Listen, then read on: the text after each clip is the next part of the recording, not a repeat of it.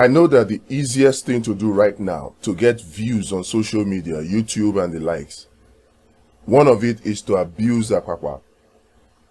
But whether that is an emotional decision or a strategic decision, nobody is looking at that. It's easier for me to just come here and abuse Apapa. And then people will hail and comment and say, oh, wonderful, great channel. But I'm not here to pander. I'm not here, Refresh Nigeria is not here to play to the gallery. I'm not here to seek views. I'm here to do what I can for a new Nigeria. And I know that there is something the media always does. The media always knows how to play to the gallery. The media always knows how to pander to the sentiments of people. The media does it. And that's why usually they don't focus on the meat of the matter. They don't focus on the important things. They are more sensational than strategic, than truthful. Anybody coming out to tell the truth now about Apapa, about Abure, may be seen as an enemy of Peter Obi. Not even seen, labeled an enemy of Peter Obi. Without looking at the meat of the matter, without looking at the strategy, without looking at the effect. Look, the price of peace is usually more expensive than the cost of war. The price of peace, I beg your pardon, is usually cheaper. The price of peace is usually cheaper than the cost of war. Apapa may be a babalao, Apapa may be a rodent, Apapa may be an ant, but don't forget what the ant did to the elephant in those stories they tell us in our primary school days. Don't forget that the ant that is small and insignificant and inconsequential, that cannot give you cloth according to the Yoruba adage, can remove the cloth from your neck, from your body, in public, at the bus stop. The ant can do that. And you don't forget that it is more difficult to fight a two-front war than to fight a one-front war. Even America, in all its great military might, has been warned against fighting two-front wars. And not to talk of the fact that one of the wars now being an internal war. I know what I'm saying. I may not like Apapa. I don't certainly like what the infighting that is going on in the Labour Party. None of the two sides are perfect. In fact, it takes two to tango, like I said. There is much or enough blame to go around. So just sitting and making an emotional decision to just attack Apapa and think that you're doing the right thing for the mandate of Peter Obi may just turn out to come and bite us in the back. We have to approach these things strategically rather than emotionally. Strategically rather than emotionally. I am not here to get views, like I said. If it were, I can join the others to be lambasting and calling Apapa names. But no matter the names that you call Apapa, they have gotten some judgments against us. They have gotten some judgments that are likely to affect the chances of our mandate. Yes, agreed. The judgments are in the Court of Appeal, the one against Abure. Oh yes, the one that just came out now from Kano against Alex Oti. You can argue and say, oh, the court does not have jurisdiction. It's a pre-election matter. No, it's a post-election matter. If it is, the person does not have local standard. You can argue all of that. But then, don't forget, so long as these judgments have been made, the chances have become 50-50. This is Nigeria. Sometimes the price of peace, the price for peace, many times, not even sometimes, is way, way cheaper than the cost of war. I say it again, if Peter Obi can be cozy with PDP, if Abure can be cozy receiving APC, why can't we reach out to this Abure faction, however disgruntled or insignificant we think they are, and just make peace?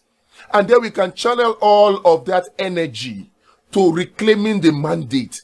That's my stand, that's my take. However naive you think it is. This thinking emotionally It's why we are here today now. It's why Peter Obi is in the tribunal.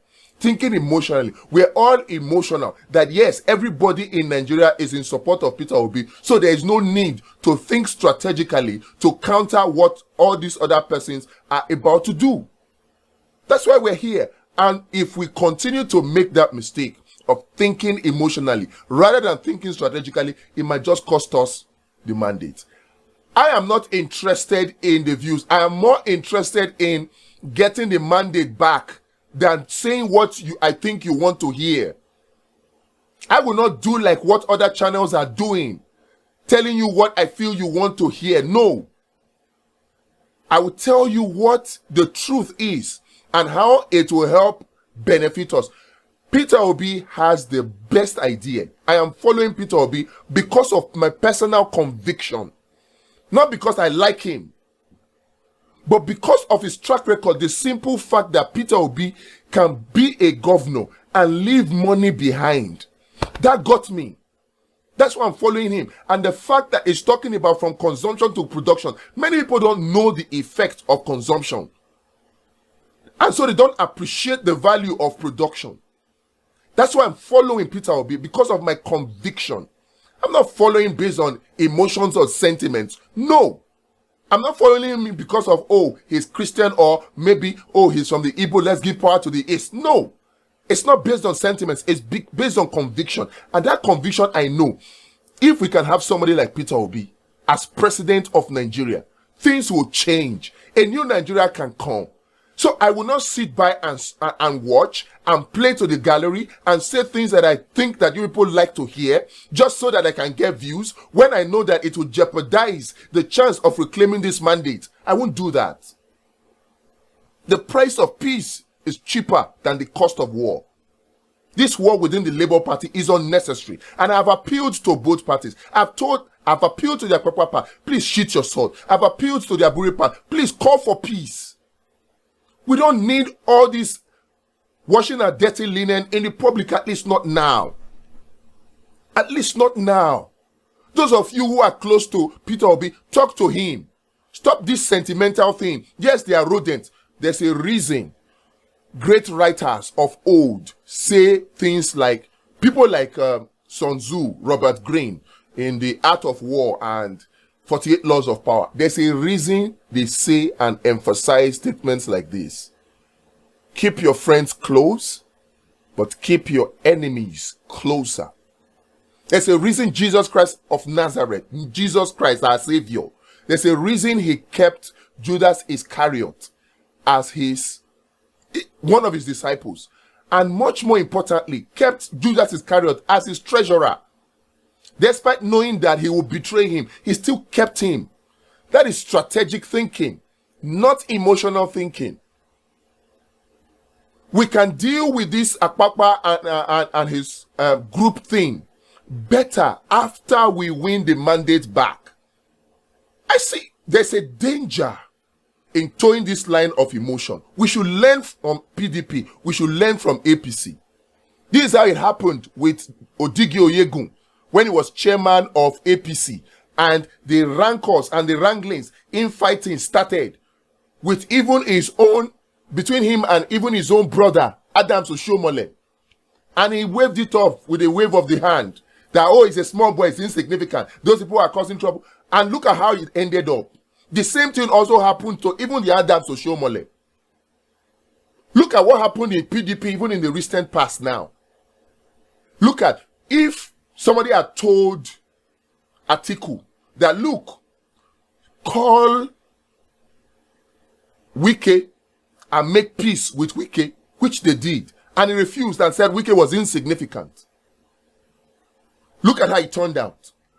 Imagine that an Atiku picked a Wike as vice president, or an Atiku reached out to a Wike even after picking Okowa and yielded to his demand by asking Iyorchia Ayu to resign. Imagine that Atiku did that. The Iyorchia Ayu that refused to resign, has he not been removed now? After they have lost, the small price that Atiku would have paid for peace, to unite PDP, to bring the G5, the integrity group, under one umbrella of the PDP that probably would have helped them to win the February 25 presidential election. That small price of peace, compared to the cost of war that they fought, that made the PDP and Atiku to eventually lose. We need to think strategically. You don't scratch your skin the way it itches you. If you scratch it like that, you will end up with a sore. You will end up with wound. I know we can speak all the grammar. We can go to media houses and pay them to write what we want to hear. But the truth of the matter is, will it benefit us in the end? Look, let me tell you something. Don't come and tell me that, oh, Apapa, if they make peace with Apapa, then Apapa will withdraw the case. Let me tell you. Section 29 of the first schedule of the Electoral Act 2022 makes it abundantly clear. Section 29 of the first schedule of the Electoral Act 2022 makes it abundantly clear that the party cannot single-handedly withdraw a petition when there are multiple petitioners. And if you recall, the Peter Obi's petition has Peter Obi as a petitioner, has Labour Party as a petitioner. So as it is now, even Peter Obi alone cannot withdraw that petition. Labour Party alone cannot withdraw that petition. Even if Labour Party was united, Labour Party alone cannot withdraw that petition. So neither of them can withdraw the petition as it is right now. So this fear, this phobia that, oh, if we make peace with the Apapa faction and Labour Party is united, then he will now withdraw the Peter Obi petition at the tribunal. That is a lie. That is false. That's propaganda. In fact, the fact that there is division in the Labour Party right now is more dangerous to Peter Obi's petition at the Elections Petitions Court. It's more dangerous than if we had peace. Let's pursue peace. Let's do the needful. Let's not scratch our skin the way it itches us. Let's pay this small price for peace so that we don't bear the heavy cost of war. Right now, of the 4 grounds of Peter Obi at the Petitions Court, Elections Petitions Tribunal, those 4 grounds, only one of it is still standing. The other 3 are shaky. Shaky, why? Because look at the petition. They seem to favor PDP more. If you're talking about 25% of the FCT, which I strongly believe is a condition. Now, if the court rules that the 25% at the FCT of the FCT, 25% of votes in the FCT is important, guess who benefits? PDP. Because Section 134, subsection 1B, states the condition clearly that 2/3, 1/4 in 2/3 of state and the FCT. In the next paragraph, it says clearly, it then goes on to provide the cure, that in the case that there are multiple candidates in the election and the person with the highest number of votes does not meet the condition of this 1/4, which is 25% in 2/3 of the state and the FCT, what did he say should happen? The cure is simple, that there will be a runoff election between the candidate with the highest number of votes and the candidate with the second highest number of votes. And who are those? As it is right now, the APC and the PDP. So if we are to go the route of the 25% of votes of the FCT, the PDP benefits, because even we, the Labour Party, did not institute a suit against PDP. We have said that all the votes that are given to PDP, they are okay, by not contesting the result or the number of votes that was given to PDP. So if we go that 25% route, PDP favors us more. PDP favors, and PDP is more favored by that.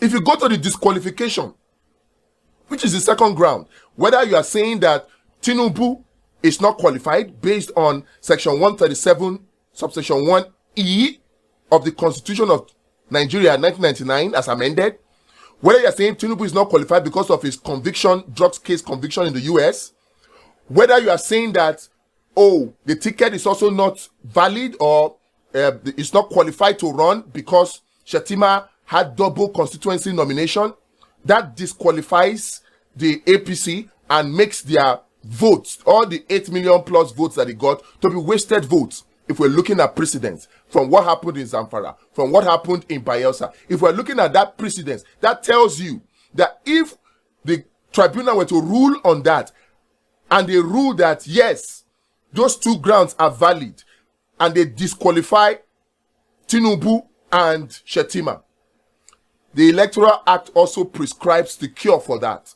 And it says that those votes will be wasted votes, and the candidate with the next highest number of votes will be declared winner. It's there in the Electoral Act. So if we go to those 2 grounds again, what happens? PDP benefits. No wonder they are quiet and just watching us like this. The only grounds now that we can stand on is on the 3rd ground, which has to do with proving that there is substantial non-compliance with the Electoral Act, and that the highest number of votes are illegal for APC and should have been for Labour Party. That's the only grounds that only truly favors Labour Party and Peter Obi right now. That's the only ground. And if we go by the fact that even the INEC is now delaying, and we're playing to their delay tactics, we're not taking emphatic actions, prompt actions. They delay, oh no. Look, we need to stop this infighting within the Labour Party. We need it. It's not going to help us to continue the infighting. I'm not looking at who is right. I'm not looking at who is wrong. I'm looking at the overall interest of Nigeria.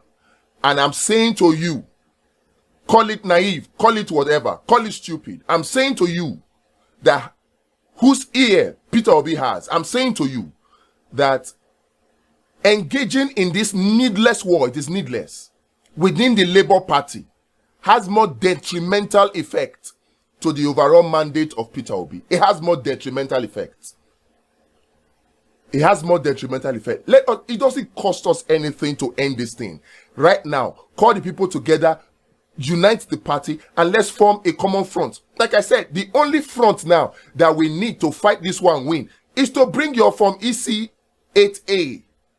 That's the only thing. You cannot wait on INEC to give you ammunition to fight INEC.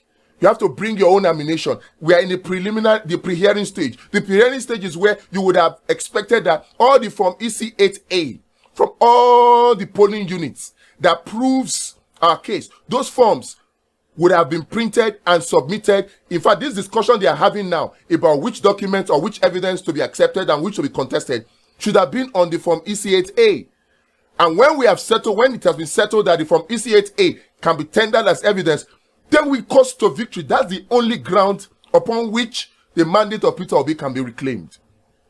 EC 8A, and we are busy chasing INEC for evidence when we have those evidence ourselves to prove our case. We're not talking about that evidence right now. We're talking about Apapa. We are abusing it. We are fighting at the court. Now they have chased us out of the tribunal. What are you going to do? If they take the mandate from us, what are we going to do?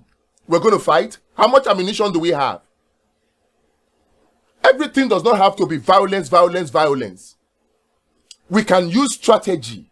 We can think smart to achieve these things. And that's what I'm here for. And I hope that you see reasons with me and stop this emotional thing. Oh, you're naive and all that. I am looking 2, 3, 4 steps ahead. Not just 1, 2 steps. We need to be strategic. We need to be smart. That's the only way we get this mandate back. If we continue to play this game of emotional blackmail, it won't favor us. I've said my own. Call me naive, but I've said my piece. The price of peace is way cheaper than the cost of war. Anytime, any day.